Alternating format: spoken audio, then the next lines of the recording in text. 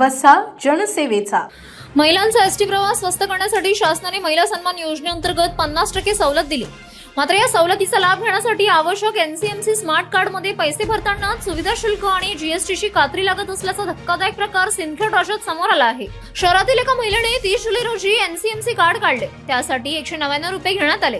पावतीनुसार 168 रुपये कार्ड नोंदणी शुल्क आणि 31 रुपये जीएसटी आकारण्यात आला। त्यानंतर कार्ड मध्ये 500 रुपयांचा टॉप अप करताना 14.50 रुपये सुविधा शुल्क आणि 2.61 रुपये जीएसटी कापण्यात आला। म्हणजे 500 रुपये भरूनही कार्डात प्रत्यक्ष केवळ 482.89 रुपये जमा झाले। सवलत देताना दुसऱ्या मार्गाने प्रवाशांच्या खिशाला कात्री लावली जात आहे का असा संतप्त सवाल उपस्थित झाला आहे। 30 जून 2026 पर्यंत राज्यात तब्बल 62,86,765 एनसीएमसी कार्डांची नोंदणी झाली असून त्यापैकी 35,52,332 कार्ड सक्रिय आहेत।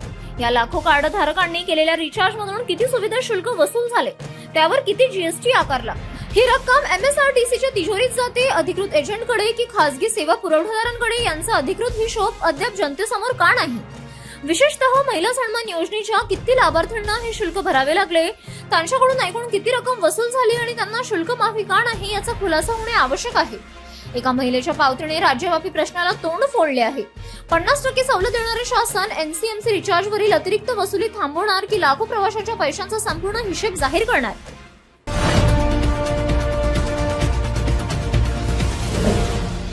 सिटी न्यूज वसा जनसेवेचा।